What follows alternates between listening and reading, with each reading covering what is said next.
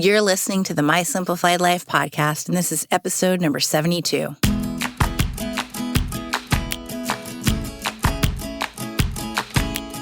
Welcome to the My Simplified Life podcast, a place where you will learn that your past and even your present don't define your future. Regardless of what stage of life you're in, I want you to feel inspired and encouraged to pursue your dreams, simplify your life, and start taking action today. I'm your host, Michelle Glogovac, and I'm excited to share my stories and life lessons with you while taking you on my own journey. This is My Simplified Life.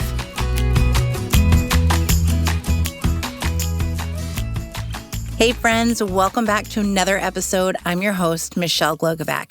As you know by now, I'm a publicist with a specialty in podcast pitching, but you might be asking yourself, what exactly does that mean? What does a publicist do, and how is PR good for you and your business? Well, my guest today is former publicist and author of How to Be a Media Darling, KJ Blattenbauer. I adore KJ's honesty and love her for her bright colors, and in all honesty, she's simply a PR genius. I read her book, How to Be a Media Darling, and loved how she brings clarity in what you need to do not only to be ready for PR, but what your role is when you hire a publicist. Here's the thing. It's my job to land you interviews on podcasts, on TV, online, but it's your job to show up, bring your expertise, and have something the audience is going to benefit from. KJ breaks it down to show how you not only need to have a brand, but know your brand, know your audience, and know what your end goal is. We are chatting about PR best practices, why hiring a publicist is to your advantage, and how we save you a ton of time and energy. KJ is bringing it to you raw and real, and I know you are going to learn a thing or two that will help prepare you for gaining exposure and visibility to your business. Hi, KJ. Hi, how are you? I am so good. I'm so excited to talk to you because I love stalking your Instagram and engaging with you. And I've now read your book, How to Be a Media Darling. So I feel like I know you already. Oh, well, I'm honored. Thank you for the kind words, and thank you for reading my book. My pleasure. I wish everybody could read it, and we'll dive into that. But before we start, can you introduce yourself, please? Sure. I'm KJ Blattenbauer. The KJ is short for Karen Jane. I'm an author and I'm a businesswoman, and I've spent I've spent the last nearly 25 years trying to make the world a more colorful place by helping small businesses, startups, and big corporations get more press and get the attention of their target customers. I'm also the author of How to Be a Media Darling, which has blown me away, but is one of the best-selling books in the business area of Amazon. I love it. The book teaches you how to set up your own PR. But I think before that, I had reached out to you and said that I wished all of my clients could read the first half because I don't want them to get too deep in knowing what they're doing. Right. I don't want to put myself out of a job.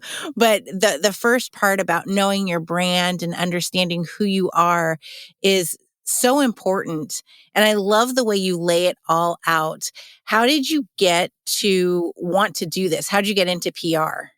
I think I'm a middle child. I have an older brother and a younger brother. So as the middle child who can sometimes feel forgotten, I think I learned very early on that I had to persuade people to my way of thinking. Like if I wanted ice cream, I had to kind of make sure my baby brother also wanted ice cream. If I wanted to use the car, I had to make sure that the car I shared with my older brother wasn't being used by him. I also think I needed to sway my parents to my way of thinking. So I feel like I've gone out of my way my whole life to try to get people to come around to what I wanted. I love promoting things that my friends are doing.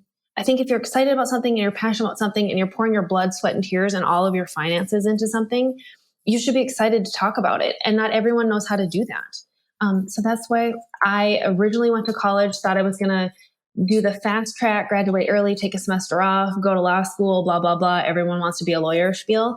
And then I fell in love with the one PR class that I had. And it kind of springboarded from there. I got an internship. I worked in agencies. I worked in corporations. I love taking really complex things and making them easy for people to understand, or taking ideas people normally wouldn't think of and being like, oh, well, I can't live without that. Well, and I can see where you would want to be an attorney with the whole persuasive thing. I actually was a law major in college too. Right? Weren't we all? Weren't we all at one point? Yeah. And, I think that a big part of PR, not just the persuasion, but the relationship aspect is so big. And I think that's a key that many people miss. They don't understand that you can't just, cold pitch all the time, but you have to build these relationships with journalists and freelancers and, anyone else and their mother. Yeah, it's completely overlooked. Between planning and the relationship, people think they can just pitch and pitch and pitch, and then they're going to be famous overnight. And I just want to sit everyone down and be like, okay, the P in public relations is for planning, and the R, it says right in its name, is relation. It's short for relationships. Like, work with me. I agree with you. People need to understand it's all about the relationship. I have editors that I've been pitching for literally 20 years, and they will say to me, KJ, this is the dumbest thing you've ever sent me. And I'll be like, you know what? It probably is the dumbest thing I've ever sent you, but how can I make this better? And they will help me see that. Because sometimes you just need a person to hold up a mirror and be like, this is why this isn't working. And if it comes from a relationship you have with a reporter, then you have a great relationship with a reporter. So how do you suggest people create these relationships? I know how I do it, so I want to hear how you do it. The same way I would try and make new friends if I move to a new town, or if I'm at a networking event trying to network with people. Because reporters are people, let's be honest. They're just like you and me, even though we try and say that they're not. But it's the golden rule. Treat other people how you want to be treated. I follow people that I'm interested in. I comment on their stuff, not because it can do something for me or because I need something from them, but because people like interaction.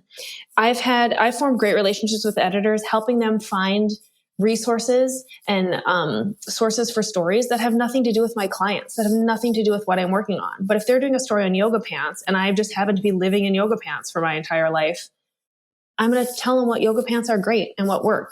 If they have dogs and I have dogs, we're going to talk about our dogs. It's just relating to people on a human level, not going. I think too many people jump into relationships thinking, okay, what can this person do for me?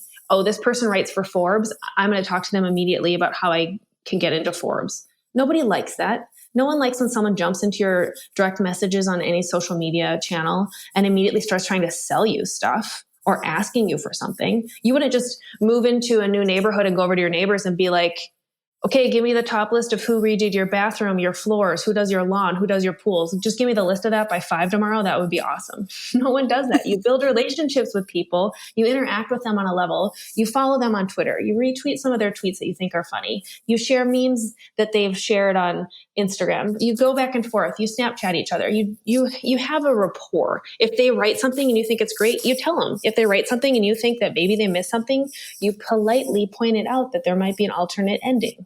Don't be that person that's like, you have a typo in line 3, because nobody likes the grammar police. But if they are talking about how to properly wear a mask and you're like, you forgot the part where it goes over your nose, then say it in a nice way, but be helpful. I think people have forgotten how to be helpful and kind and to treat others how they want to be treated. That's really all it is. And what would you say to that person who thinks, I've had clients come to me and go, oh, I want to be in Forbes tomorrow. And you're like, well, it's going to take some finessing and some work. And, are you even worthy of Forbes? How do you go about talking to a client like that? Oh, you're nicer than I am. If I had someone come to me and say, I want to be in Forbes tomorrow, I'd be like, okay, well, good luck with that. Because even if you want to buy a $50,000 half-page ad in Forbes, they probably won't let you get in there for 1 or 2 issues. They're kind of busy, but you can buy your way in. I think it's my first. I wouldn't say that. I think I would say that. I wish I would say that. But I really probably would say, why do you want to be in Forbes? Tell me about what being in Forbes would do for you. Because sometimes it's just the name recognition, but sometimes there's a deeper thing. Like, no one ever comes back to you and says, well, I think my target audience is reading Forbes. No, they saw so-and-so who, they saw Rachel Hollis was in Forbes, or they saw the hottest beverage was just in Forbes. They aren't seeing what's really happening, or some people just want it because their competition has been in there. They don't realize that maybe their target, if you're selling cupcakes, I highly doubt your target audience is reading Forbes. You're not going to sell more cupcakes by being in Forbes. Right. And I think that's really important. It's something that I go over with my clients too, is like, what's your goal? Who is your ideal audience? I think that's something that's really missing for a lot of people, especially as they start, whether it's they're starting their business, they're starting a podcast, they're starting a blog. People don't sit down and think, where is my target audience? Where are my listeners? Where can I find these people? And yet this is like step one. Right. And I also think social media has ruined it for everybody, because there is maybe in that 0.00001% where they have just posted on social media, and that has gotten the attention of someone that then got the attention of someone that made them popular. I'm not going to deny that very remote chance is out there. But in all actuality, most people don't want to put in the work. They don't want to sit down and think about who their target audience is, what the plan is, how they're going to consistently show up, what they're going to say when they consistently show up, how the marketing and branding needs to look. It needs to match their message. They want the instant gratification. You can't just throw something up there and hope to get a million likes. Life doesn't work that way. And I really just think the planning is what ends up hurting everybody. Right. I think something people also forget is that it's future planning. That, as I sit down with my clients, we're going, okay, 6 months out, what is going on 6 months from now, that we have to pitch for, versus I'm going to pitch, on February 13th for Valentine's Day. It's like, no, there's planning in that sense too. Right. I'm always surprised by that. What do you mean? It's February 10th. I'm just going to roll up my Valentine's Day stuff now. Sorry, Charlie. Right. Like you've kind of lost everyone. But I also think there's definitely planning ahead, right? And if you can't predict the next 6 months of your business, pandemic times aside, I think that should be a big red flag for you. I have a business that's not even launched yet. We are talking about launch days later this afternoon. I already know for the next 2 years what my rough promotion schedule will be, because you need that schedule. From that schedule comes, what you're going to put on your blog, how you're going to change up imagery on your website, what your key messages are going to be, what you're going to blog about, which then ties into what you're going to email your email list about, which ties into what your social media post should be about. Like, it all falls back from the plan. And it floors me that people don't think that. It must be really stressful to be a business owner and just be like, crap, it's Tuesday at 10 a.m. and at 10:05, I need to post something on social media and I have no idea what to talk about. Yeah.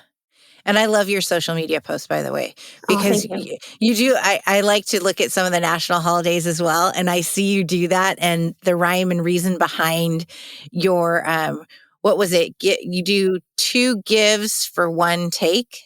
Is that what in your book? Yeah. You talk about how you give them, your audience, information, you give them tips, and then it's like, oh, hey, by the way, I've got a book. Right.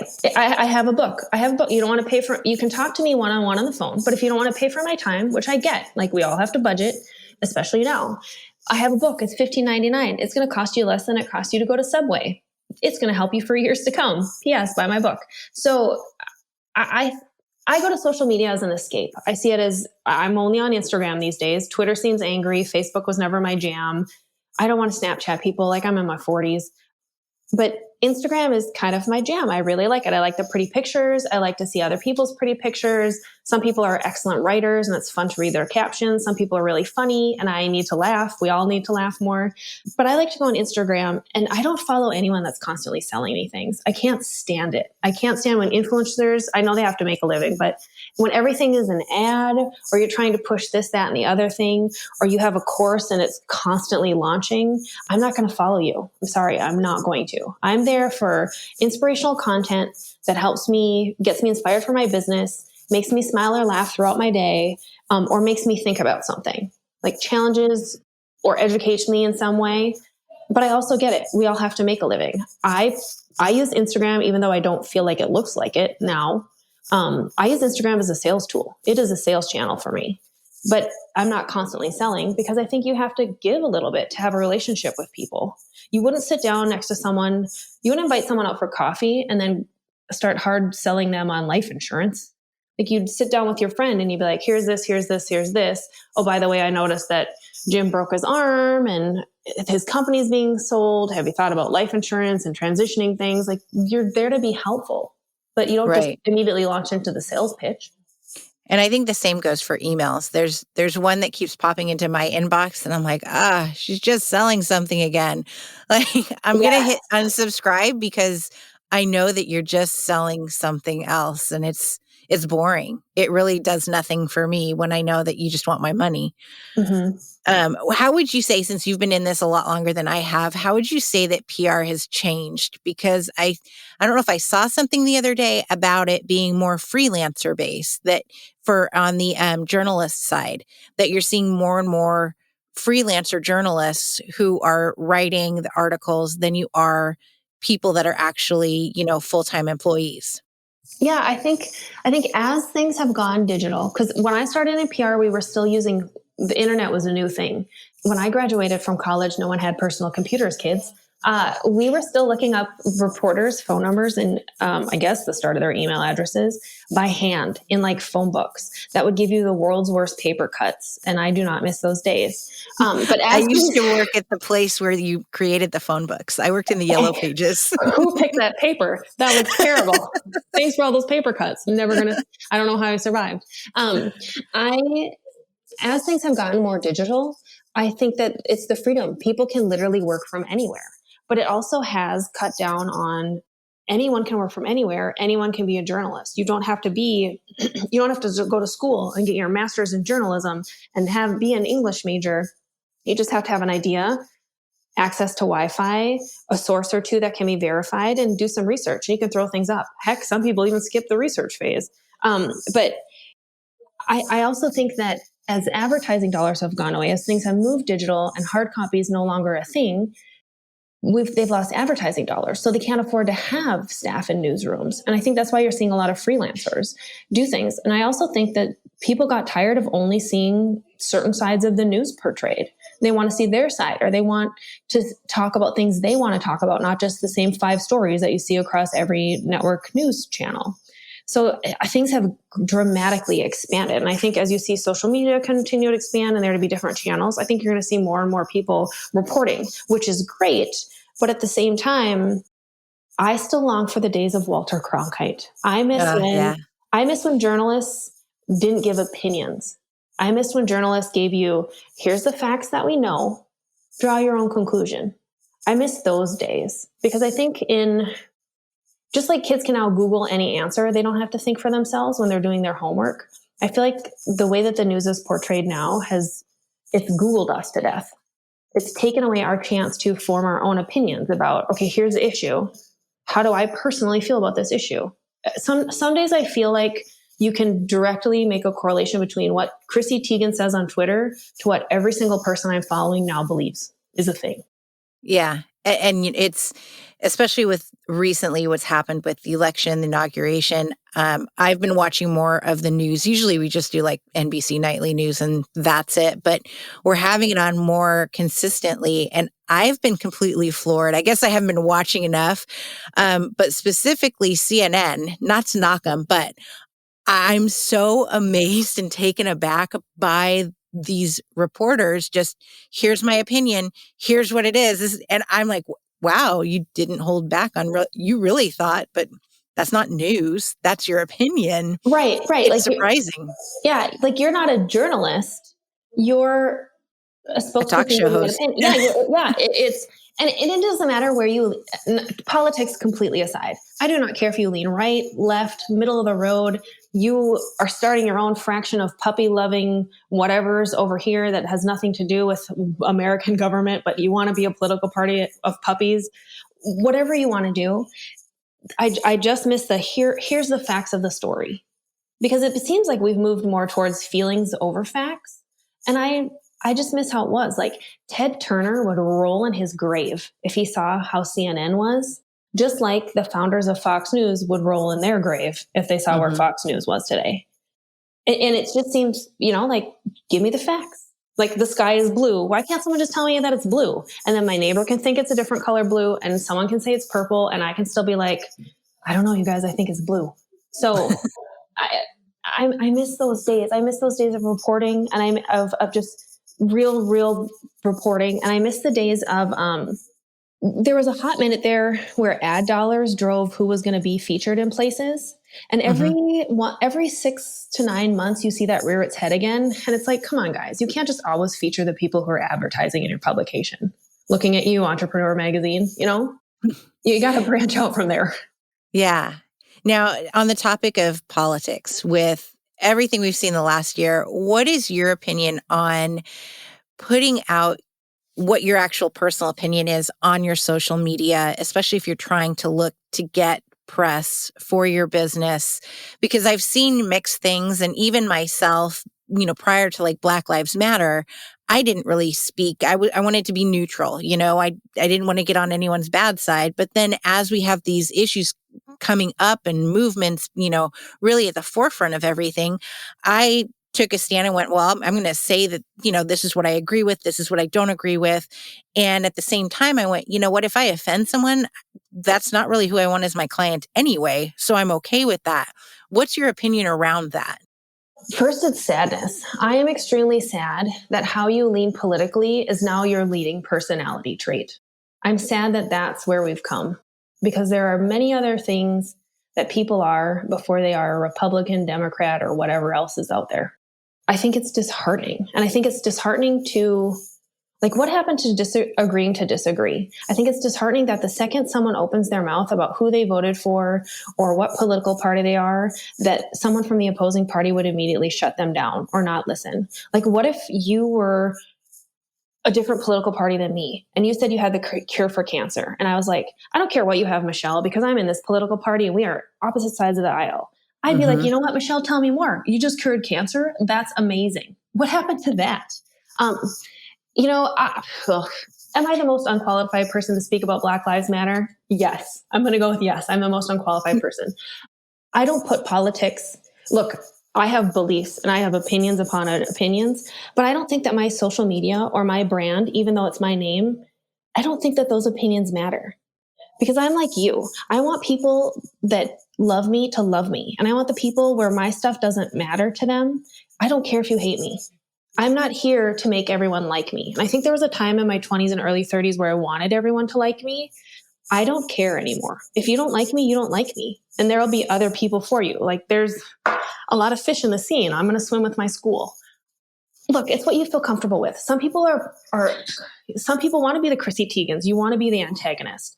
And some people want to sell grills and they want to talk about grilling and food. And food brings us together, and that's all they have to say. I think it's a comfort level. What do you really want to be known for? But what do you really want to be known for, most importantly? And then the second thing is, what does your target audience want from you? Because maybe they don't want politics. Maybe they want to know that you are, support social justice and you're aware of what's going on, but you don't need to be leading the charge in any of those things. Mm-hmm. All too often, I see people attack celebrities or influencers or brands and say, you're not using your platform for X, Y, and Z. Guess what? It's their platform. They can pick whatever the heck they want to use their platform for it and use it. Exactly. Just because you have a certain number of followers behind you doesn't make you the most educated person to speak on something. That's like me saying, hey, Reese Witherspoon, I need to have brain surgery. How do you feel about this type of brain surgery versus that type of brain surgery? I don't give two flying fucks what Reese Witherspoon has to say about brain surgery. I care what my brain surgeon has to say about brain surgery. And while we're on this topic, I don't care if my brain surgeon is a man, woman, purple, or any color. I care that they're the best brain surgeon. Yes. And I feel like brands forget that when they're trying to put things out there. I also have a very hard time, especially the current state of where things have been. The last year we've had more things come to a head than ever before. It's a very trying time, and we're all trapped inside, staring at screens. We cannot escape from it. There's a certain amount of it where it's performative. It's one thing to sit and listen and learn, and it's another thing to not think for yourself and just start regurgitating stuff. When you see the people share the Martin Luther King quotes, and you're like, yeah, do you know if he even really said that one? But also, does that really apply to your brand? And is it taken out of context? And have you really spent time thinking about what Martin Luther King was really about and what he did? Do you know the history there? Have you watched even one documentary? I mean, Netflix, you've had Netflix on. Have you Netflixed this guy? I wish for every time I see a Martin Luther King quote that someone would have just spent an hour doing an act of service. It would be a little less. I'm not saying that people's hearts aren't in the right place.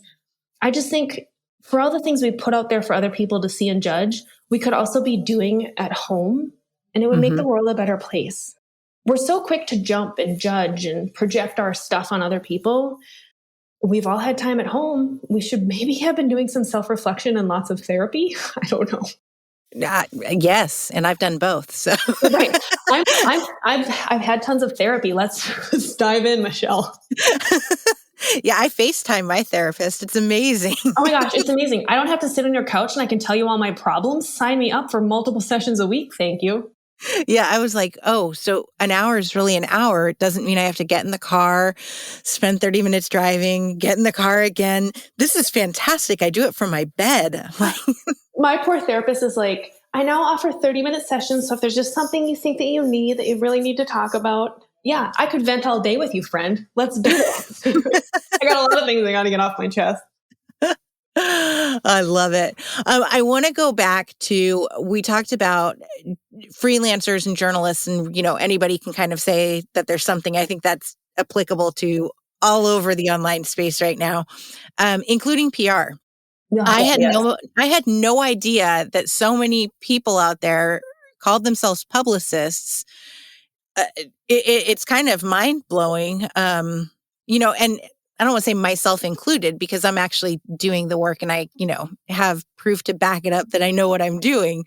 But what would you tell someone to look for in a publicist? Oh, well, that's so many thoughts on this one. I think it's a proven track record, which is what I would tell someone to look for in anything. I'm currently going through the world's worst website situation, and I should have taken the advice I'm going to give you for a publicist, I should have taken for myself.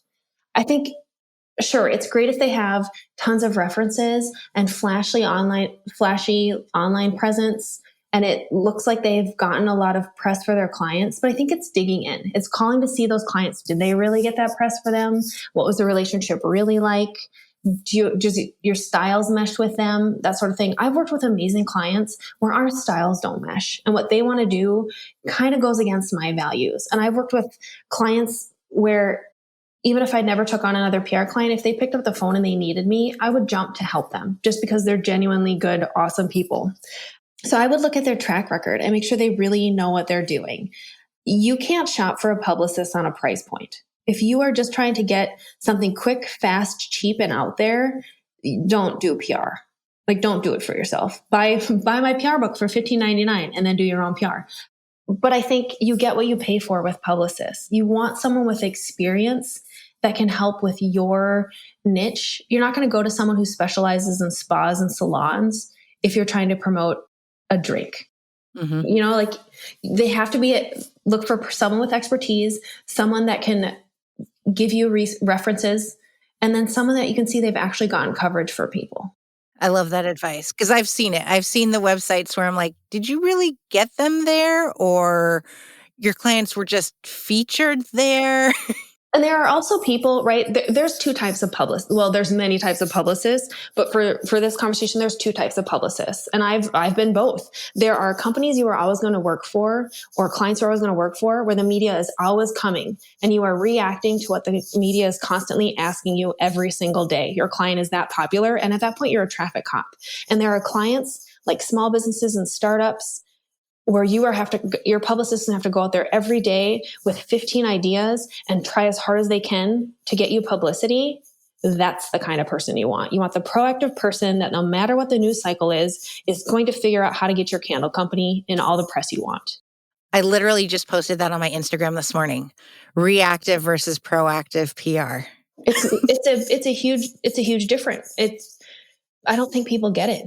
Yeah. If you're on The Bachelorette, you're going to get a lot more opportunities than if you are not on if no one knows, you're not a household name to start out with. You're going to need someone that's going to bust their ass for you. And that costs money. Yeah. And then there's also, one of my examples was like, I actually came into contact with a prospect who's using a quote subscription PR service. No. And I said, well, like, what are they doing? Just responding to horror requests, or, are they actively pitching you for specific things? And she goes, oh, active. And then the more I looked at it, I'm like, no, they're not. They're not doing anything special for you. This is all reactive stuff. And then I found out the pricing and I'm like, yeah, that's why. There's a difference between responding to, oh, you're looking for sources of this versus, no, I'm going to go out, I'm going to go find that contact that I've created a relationship with, and I'm going to give you the reasons why my client should be featured in your publication. And it's this, this, and this, and here are the stats behind why. And that's the huge difference, I think. Yeah, that is. It's a huge difference. Look, I could go build an IKEA desk tomorrow and I could document that on social media and I could talk to everyone about how I'm a great builder and you can hire me to build things, or I can walk you through how to, I can have my own DIY furniture building business tomorrow. Social media allows you to do that. Just because someone might have had a product or service and gotten themselves 1 or 2 press hits, that doesn't overnight make them come look at my course for $500,000. I can teach you how to get press from nothing to press. Like, that's not a publicist. That's someone who got lucky. Mm-hmm. And I don't think people make that. They don't make that leap all the time. Yeah. Oh, I love this. I could talk to you all day. I could talk to you all day. And I love how opinionated you are. Oh, many opinions. I'm sorry. I absolutely love it. I keep it all in. There aren't a lot of people that you can talk to about it. And then when someone asks my opinion, I give it because I don't want people. I see too many people make mistakes. I see my friends make mistakes. I see my friends ask my advice, knowing they should listen to me, and then going to do other things and making very, very expensive mistakes. Stop doing that. And I'm not saying that I'm always right, but I wouldn't go to a plumber and ask his opinion about why my shower's leaking and then ask my dog to fix my shower and be like, I don't know what happened. Yeah, I had a dog fix a shower because I didn't listen to the trained professional. That's what happened. I love it. And I love your book, How to Be a Media Darling. Everyone needs to get it. I read it cover to cover, and I did actually implement some of what is in there. Even on my own website, I made sure that my press page was up to date. I actually need to add another podcast episode from this week, but it is up there and I love it. And I am working with my clients more. I integrated some of your questions into my onboarding.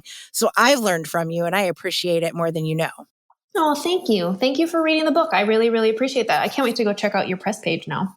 Yes, please do. Can you share with everyone where they can find you, please? Yes, my website is kjblattenbauer.com. That's KJBLATTENBAUER.com. And I'm also at KJ Blattenbauer on Instagram.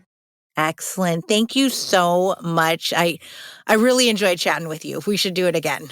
We definitely should. Thank you so much for having me. Are you ready to land some podcast interviews? Be interviewed by your local media? See your name online or in print? If you've got your business set up and have big goals, then it's time to get visible.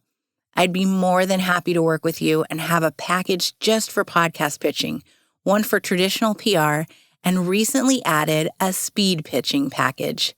As the podcast matchmaker, it's like speed dating, but it's more authentic, personalized, and will definitely land you results. Send me a DM on Instagram or visit my website, themslcollective.com, and let's chat about your goals. Don't forget that PR isn't just about growing your business, but about bringing positive change to the world. Let's do this together. Until next week, my friends, stay safe, stay healthy, and stay happy.